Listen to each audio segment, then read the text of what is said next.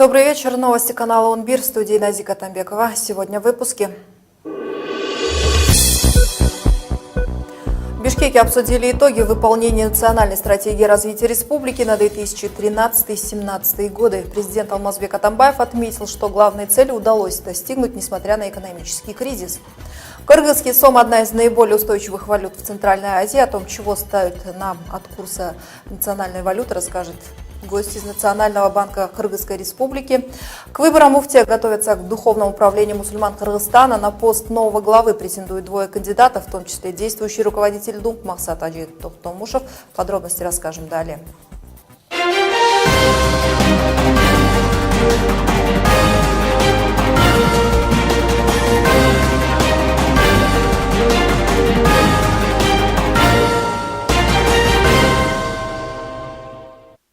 Трагедия в Санкт-Петербурге. Примерно полтретьего дня по московскому времени на станции метро «Сенная площадь» прогремел взрыв. Очевидцы сообщают о как минимум 30 пострадавших, 12 человек погибли. Источник информагентства РИА Новости также уточнил, что еще 12 человек погибли. Президент России Владимир Путин уже встретился с директором ФСБ, чтобы обсудить трагедию. По словам главы государства, рассматриваются все версии: теракт, бытовая, криминальная. Как сообщается, взорвался неустановленный предмет в одном из вагонов метро. Тем временем в московском метрополитене усилили меры безопасности. Сейчас, по крайней мере, в спальных районах никакой паники, ничего такого нет. А вот в центре все станции метро закрыты, то есть везде полиция и так далее. Естественно, сотовые сети перегружены, то есть дозвониться сейчас проблематично. Скажем так, две станции метро, то есть Технологический институт и Сенная площадь, там у них есть Пушкинская связка.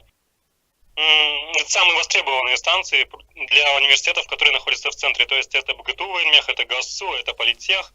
И все студенты пользуются вот этими станциями метро. То есть пересаживаются и так далее. Так что да, народу там было, студентов, наверное, немало.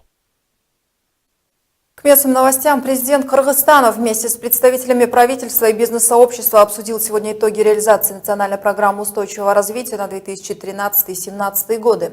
По словам главы государства, Кыргызстан добился серьезных результатов, и несмотря на мировой кризис, экономика страны активно развивается. Республика за 4 года успела измениться в лучшую сторону и прославиться на весь мир, подчеркнул глава государства. В то же время Атамбаев признал, что проблемы в экономике Кыргызстана все же существуют даже по сравнению с соседними государствами Центральной Азии. Однако те цели, которых не удалось достигнуть в нынешней программе устойчивого развития, будут достигнуты по итогам выполнения стратегии до 2040 года. Этот документ пока еще находится на стадии разработки и ориентировочно будет принят к октябрю-ноябрю 2017 года. Подробнее о ходе реализации программы мы поговорим с моей коллегой Натальей Богдановой. Наталья, скажите, почему удалось добиться не всех целей, поставленных в 2013 году? Объясните, почему экономика развивается с меньшими темпами, чем хотелось бы? Спасибо, Назик. Да, действительно, экономика развивается не так быстро, как планировалось в 2013 году. В частности, представители власти рассказали, что причиной этому стал экономический кризис во всем мире, который затронул в том числе и наше государство в 2013-2014 году. Кроме того, Алмазбек Атамбаев отметил, что столь амбициозные планы, к примеру, по достижению высокого ВВП на душу населения, были поставлены для того, чтобы было к чему стремиться, то есть планы были намеренно завышены. Давайте послушаем, что по этому поводу сказал министр экономики Кыргызстана. Дело в том, что действительно эти планы были очень амбициозные. Никто не мог предполагать, что в тот момент будет в целом мировой экономический кризис, который начался уже в 2013-2014 году. Но в целом я считаю, что мы достигли своего результата. Конечно, среднедушевой доход на душу населения $2500. Это был очень амбициозный план. К сожалению, мы не смогли по некоторым параметрам достичь это, но в целом, как наш уважаемый президент сказал, мы достигли устойчивости. Наталья, каковы основные экономические показатели в динамике? На самом деле, я думаю, гражданам страны наиболее интересно знать, как изменилась заработная плата за все эти годы. Так как мы выйдем из графики, в примерно заработная плата выросла за эти годы на 3000 сомов. Если она в 2013 году составляла 11 341 сом, то к 2016 году она составила уже 14 492 сома. На первый взгляд зарплата действительно увеличилась, если судить в национальной валюте, однако если учитывать инфляцию, то получается, что заработная плата почти не росла, может быть выросла, но совсем не сильно. Если же перевести эти суммы в доллары, то получается, что заработная плата даже понизилась, учитывая рост курса долларов США, получается, что заработная плата понизилась с 280 долларов до примерно 210 долларов США. Внутренний валовый продукт на душу населения – это еще один из основных показателей экономики Кыргызстана.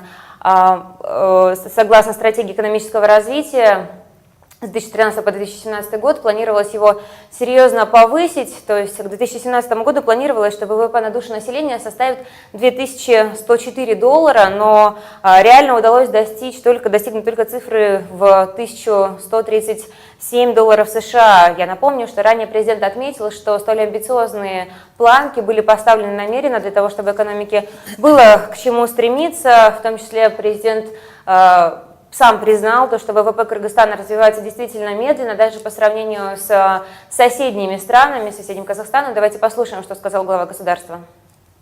По уровню ВВП, например, мы отстаем от всех соседних стран, кроме Таджикистана. Там мы на равных. А что касается Казахстана, который благодаря дальновидной политике уважаемого президента Назарбаева на сегодня лидер по уровню ВВП на душу населения среди всех стран СНГ, то у нас на одного человека уровень ВВП примерно в 9 раз меньше, чем в Казахстане. Но на деле мы знаем, что уровень простых граждан, простого населения в Казахстане и в Кыргызстане, он примерно одинаков.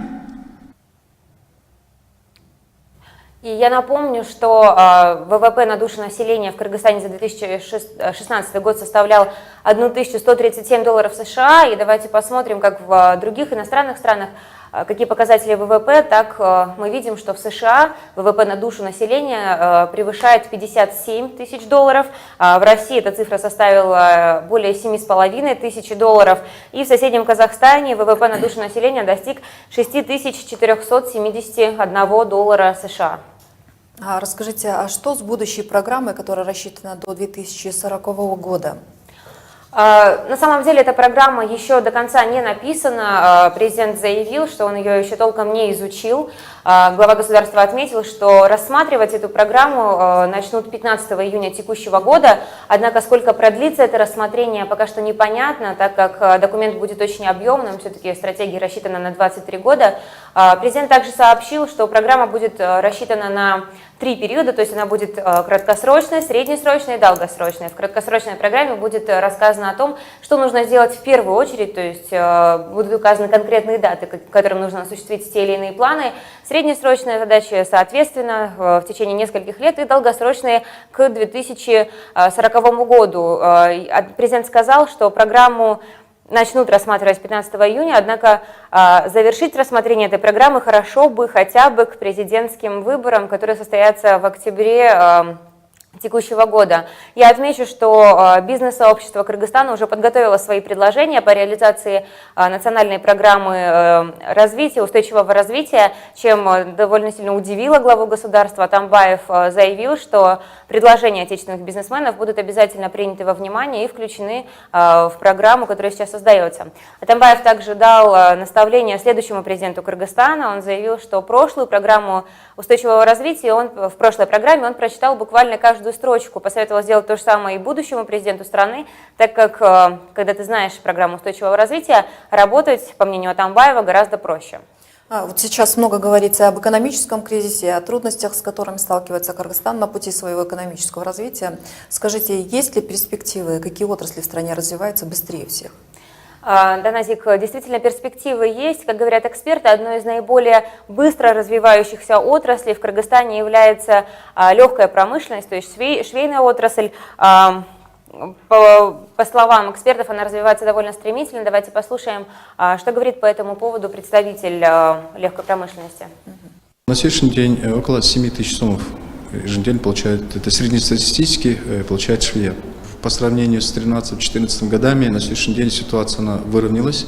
И выровнялась, это даже может быть не то слово, мы видим увеличение экспортного потенциала, мы видим увеличение объемов экспорта, мы видим рост темпов производства, мы видим оживление на рынке, мы чувствуем интерес со стороны крупных сетевиков. Уже чувствуется оживление, например, за 2 месяца этого года, текущего года, по сравнению с прошлым годом, рост темпа производства 4,3%. В прошлом году мы экспортировали нашу одежду на общую сумму, по официальным данным, $95,5 миллиона. Более 150 тысяч человек на сегодняшний день заняты, потому что легкая промышленность – это не только бюджетообразующая отрасль, которая входит в пятерку бюджетообразной и социально значимая, поскольку одна швея с зарплатой 7 тысяч сомов в неделю, она может содержать уже не только себя, но и семью и родственников.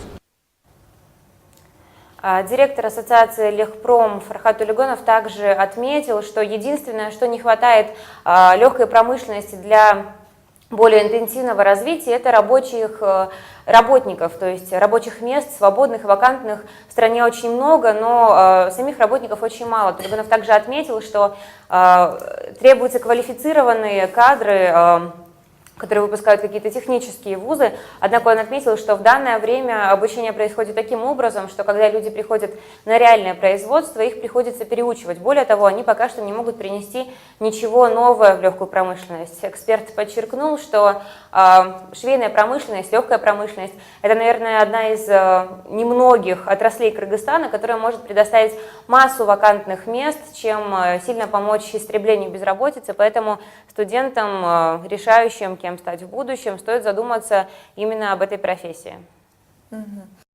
Спасибо, Наталья. Мы продолжим выпуск. Кризисы в мировой экономике доказали, что ни одна из валют, ранее считавшихся надежными, не может служить гарантом стопроцентного сохранения средств.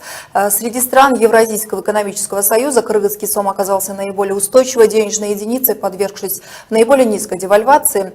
О том, ждать ли нам инфляции и стоит ли копить на будущее в сомах, долларах или рублях, мы поговорим с заместителем председателя Национального банка Кыргызской республики Нурбеком Джигишем. Здравствуйте, Нурбек. Добрый вечер. Давайте начнем с темы, которая волнует многих. В какой валюте лучше держать, хранить свои сбережения? На сегодняшний день существует довольно-таки множество способов для сохранности своих сбережений. На сегодняшний день наши коммерческие банки довольно-таки привлекательные процентные ставки по депозитам предлагают. Это один способ – хранить в сомах, положить на депозит в коммерческие банки. Второй способ, как вы знаете, 2 года назад Национальный банк запустил альтернативный способ сбережения и инвестирования. Это золотые мерные слитки.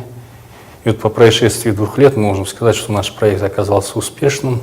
Ну и, конечно, третью часть сбережений, как уже традиционно повелось, в принципе, наши граждане могут хранить в иностранной валюте. Скажите, чего нам ждать от курса сома? Будет ли он укрепляться или слабеть по отношению к доллару? Можете ли вы спрогнозировать, каким будет курс сома к концу месяца, например? Как вы уже, наверное, знаете, что с 1993 года в стране действует режим плавающего обменного курса. Курс определяется на основе спроса и предложения, то есть рыночными механизмами. Поэтому Национальный банк не дает прогнозов по курсу сома по отношению к доллару США. Но в то же время Национальный банк очень тщательно отслеживает ситуацию на внутреннем валютном рынке и при необходимости задействует все имеющиеся в наличии инструменты денежно-кредитной политики для смягчения резких колебаний курса сома. Иногда инфляция бывает во благо национальной экономики, к примеру, товары местного производства становятся более конкурентоспособными. Что происходит в Кыргызстане? В каких пределах нам не страшна инфляция? Здесь Национальный банк придерживается тех ориентиров по инфляции, которые заложены в национальной стратегии по устойчивому развитию. Это 5-7%. В принципе, Национальный банк и дальше будет придерживаться от этого целевого ориентира. Здесь, говоря о конкурентоспособности наших товаров, вы, наверное, имели в виду реальный обменный курс СОМа. Но в этой части хотелось бы отметить, что Национальный банк не сдерживает курс СОМа по отношению к доллару. Последнюю интервенцию, которую Национальный банк проводил, была 12 января. С тех пор Национальный банк не принимал участие на внутреннем валютном рынке. И сегодняшний курс СОМа по отношению к доллару США – это равновесный курс, который определяется рыночными механизмами. А вот что делает Нацбанк, чтобы поддержать национальную валюту? Ну, Национальный банк как таковой целью не ставит зафиксировать курс или там, поддержать или ослабить национальную валюту. У Национального банка имеется ряд инструментов денежно-кредитной политики, которые он, включая также валютные интервенции, которые он использует для смягчения резких колебаний и осуществления стабилизации на валютном рынке при необходимости. Спасибо вам за беседу, Нурбек. Я напомню, у нас в гостях был Нурбек Джангиш, заместитель председателя Национального банка Кыргызской Республики.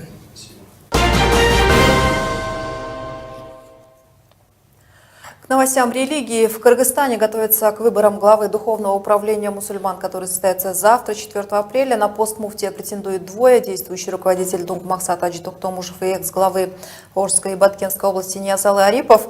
А третий кандидат, экс-глава муфтия Чубак Аджи Джалилов, решил не участвовать в выборах, о чем сообщил на своей странице в социальных сетях. Религиозный деятель отметил, что его выдвинул Совет улемов, когда сам Джалилов находился в России. При этом бывший муфтий благодарен за доверие и поддержку, но снова вернуться на пост главы Духовного управления мусульман не готов.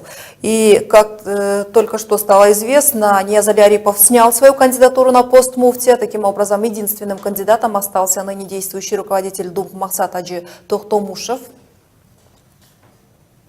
А вы смотрите выпуск новостей на телеканале ОНБИР. Далее в программе. Первый весенний этап вакцинации скота начался в Кыргызстане. На иммунизацию животных в этом году выделен 131 миллион сомов. Пауэрлифтер из Кыргызстана побил 2 мировых рекорда во время соревнований Кубка Европы. 17-летний спортсмен также завоевал титул «Мировая элита пауэрлифтинга», которым в мире обладает всего 30 человек. Студенты медицинской академии совместно с опытными врачами бесплатно осматривали и лечили жителей Лейлекского района Баткенской области. О том, почему было решено провести такую акцию и что удалось сделать во время нее, расскажет гость в нашей студии. Около 20% богатейших кыргызстанцев планируют выехать за пределы страны на заработки. Такие данные приводит фонд ООН. Между тем, точных данных о богатстве кыргызстанцев нет, и как таковой специальной системы по подсчету благосостояния населения не имеется. В отличие от прославленного издания Forbes, определяющего самых состоятельных людей планеты по их активам и налоговым отчислениям, кыргызский рейтинг опирается исключительно на мнение простого народа. С подробностями моя коллега Мирим Адамбекова.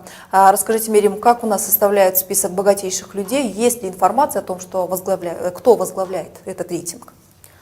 Да, спасибо, Назик. Газета «Планета», которая также по аналогии Forbes составляет свой рейтинг богатейших людей на планете, отмечает, что проследить ситуацию в Кыргызстане было значительно затруднено в связи с тем, что нет точных данных о налоговых отчислениях наших местных миллионеров. Так, к примеру, они отмечают, что было затруднительно в связи с тем, что законы действуют, но на бумаге. И несмотря на то, что приняты обязательное декларирование, которое действует доходов с 2013 года, оно не особо действует, поскольку наши чиновники пытаются списать все свои налоговые отчисления на своих родственников. И по мнению экспертов, в стране насчитывается более 100 человек с доходы которых превышают более 10 миллионов долларов, и большинство из них либо бывшие, либо ныне действующие высокопоставленные чиновники. Как отмечают эксперты, в этом списке нет предпринимателей, а если они есть, то их считанное количество. А что за рейтинг представил фонд ООН в области народонаселения? Он, как мы понимаем, опирается на мнение простых жителей. В таком случае, по каким критериям отбирались респонденты? По данным организации, 1 из 8 опрошенных с высоким уровнем благосостояния собирается выехать из Кыргызстана. 59% из этой категории в качестве страны пребывания видят Россию, лишь 11% населения хотели бы выехать за рубеж на заработки в Казахстан. Так, среди 20% беднейшей категории населения хотели бы покинуть страну 1 из 13. Также, в общем, покинуть Кыргызстан планирует 1 опрошенный из 10. По данным организации, они провели опрос респондентов из 7 областей. Так, больше всего желают покинуть из столицы, далее 20% планируют покинуть из Баткенской области, 15% из Орской и 13% из Джалабадской, а также 11% из Таласской области. Да, Мирим, а для чего нам нужны рейтинги подобного типа? Есть ли от них польза для нашей экономики? Если есть, то какая?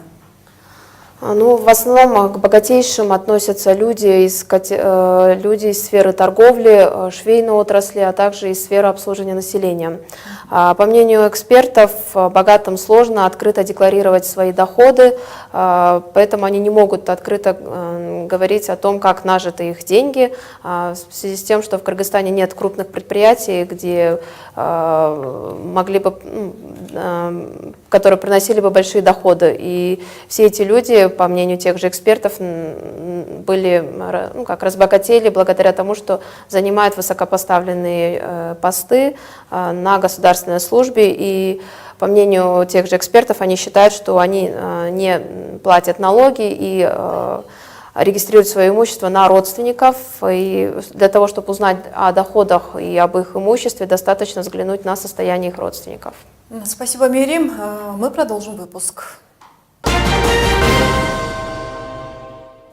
В Кыргызстане началась весенняя вакцинация домашнего скота. В Государственной инспекции по ветеринарной и фитосанитарной безопасности отметили, что сейчас в стране эпизоотическая ситуация стабильная и очагов опасных болезней стало меньше, чем в 2015 году. Однако в мире наблюдаются вспышки птичьего гриппа, африканской чумы и других, в связи с чем республиканские ветеринары должны быть начеку. Поэтому, как уточнили в ведомстве, на 2017 год намечено 2 этапа профилактической работы, и первый из них уже стартовал, так как скот необходимо привить до его отправки на пастбище. Подчеркивается, что на закупку вакцин от ящура, сибирской язвы, оспы, бруцеллеза и других опасных болезней выделен 131 миллион сомов. Большая часть препаратов уже куплена. Новость спорта. 2 мировых рекорда удалось установить пауэрлифтеру из Кыргызстана Батурхан Мухаметов во время соревнований в рамках Кубка Европы в Екатеринбурге. В результате кыргызский спортсмен занял первое место в весовой категории до 56 килограммов. Причем Мухаметов соревновался как с юношами 16-17 лет, так и со взрослыми мужчинами до 39 лет. В обоих категориях завоевал Кубок Европы, подняв в жиме лежа 135 килограммов и 140 соответственно. Кроме того, Мухаметову удалось выполнить норматив для получения титула «Мировая элита пауэрлифтинга». Это звание ранее заслужили лишь 30 человек во всем мире. В Кыргызстане Батурхан Мухаметов стал первым, кто вошел в элиту тяжелоатлетов. Другим новостям. Оказать бесплатную медицинскую помощь в селах и городах Лейлекского района Баткенской области предложило несколько студентов медакадемии и несколько врачей. Неделя работы в отдаленном регионе оказалась насыщенной. Нужно было не только осматривать жителей, но и обучать между делом местных докторов навыкам обращения с техникой, привезенной из Бишкека. Инициатор этого проекта, врач Национального госпиталя, сосудистый хирург Эльзар Тохтоназаров сейчас у нас в студии. Здравствуйте, Эльзар. Здравствуйте.